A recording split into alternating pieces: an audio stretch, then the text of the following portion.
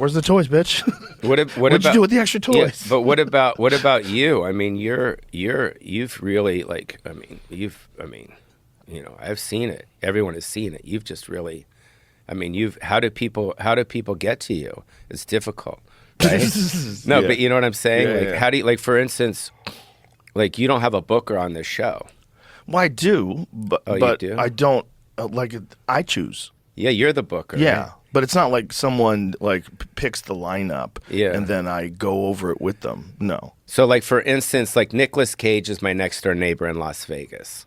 Like, he's a friend. I've known him for many years. Like, how would he get to you if he wanted to be on the show? Love to have him on. I love that guy. Yeah. He's awesome. I saw a video they did about his house in Vegas. Oh, yeah, 60 Minutes, right? Yeah. He's awesome. I love that guy. I met him once a long time ago at a boxing gym. Yeah. He was there with his son.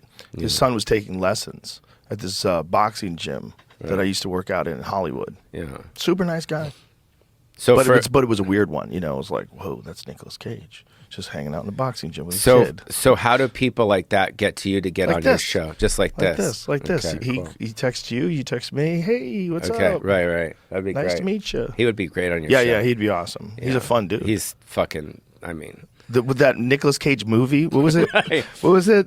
What was the act? I don't want to fuck the title, but him and Pedro Pascal. Oh my God, that movie's good. Yeah, he's fantastic. The unbearable weight of massive talent. Yeah, yeah. So good. Because Mark Maron, I see at the store all the time, and he's always like, you're Nicolas Cage, your next door neighbor.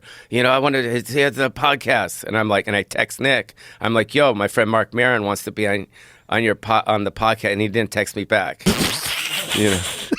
So I mean. Not to diss Mark Maron, I don't know. Maybe he was just too busy because he's going on a retreat.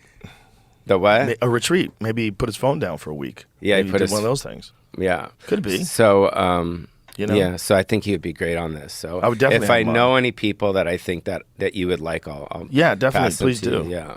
So yeah. It's a weird thing to have like this sort of a show. Yeah. But I got to keep doing it the way I've always done it. This is the way I've always done it. This is when you started in the basement with Red Band, right? Well, we were you were in your couch, right? On my couch, and then we moved to. I had a spare bedroom that I converted into an office.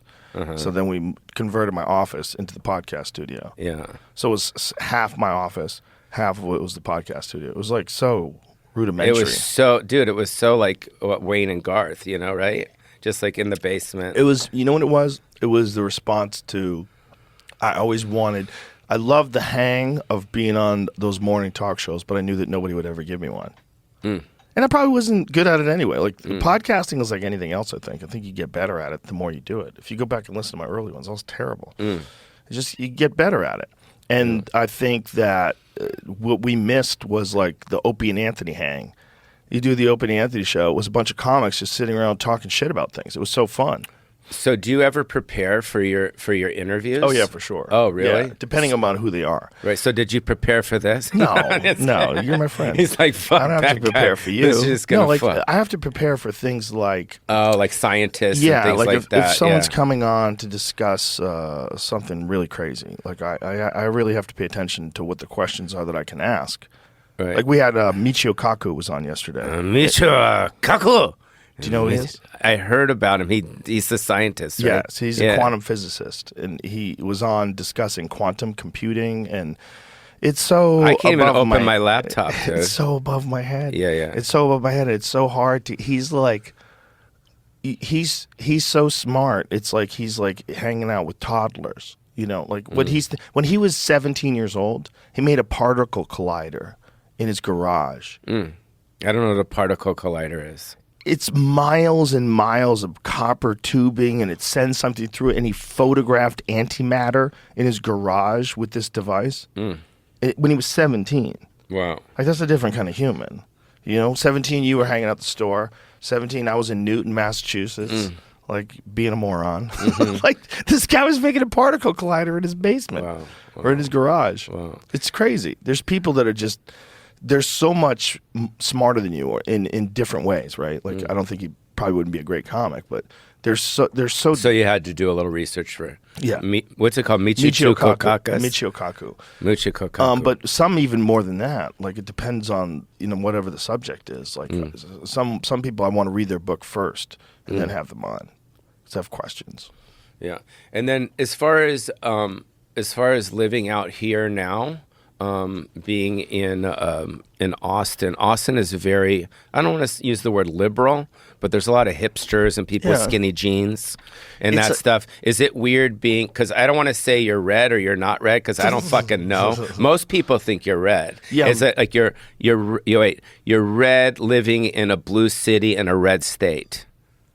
That is this Incorrect. is a blue city, but I'm not really red. That's what I don't think either. No. Yeah. I've never voted Republican in my life.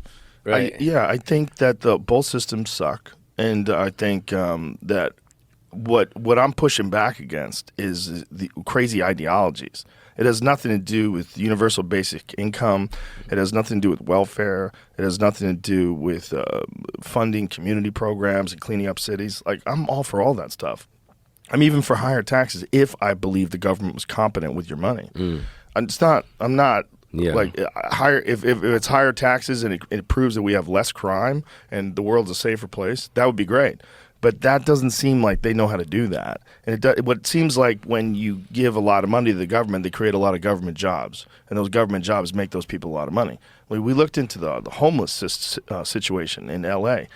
And it's my friend Colion Noir told me about this because he's a lawyer and he went to San Francisco. And he was in San Francisco. He was talking to someone. He's like, why haven't they fixed the homeless thing? Is it like a funding issue? And the guy was like, no, it's the opposite. They make so much money. The people that are in charge of dealing with the homeless situation, some of them are making more than $200,000 a year, like $240,000 a year. And the homeless thing just keeps getting worse. So what do you think it is? It's your opinion. It's mental health. It's people that are addicted to drugs. Yeah. There's a lot of soldiers. Sadness. Unfortunately, there's a lot of vets that came back and their experiences were very traumatic for them and they never recovered and maybe they got on drugs as well.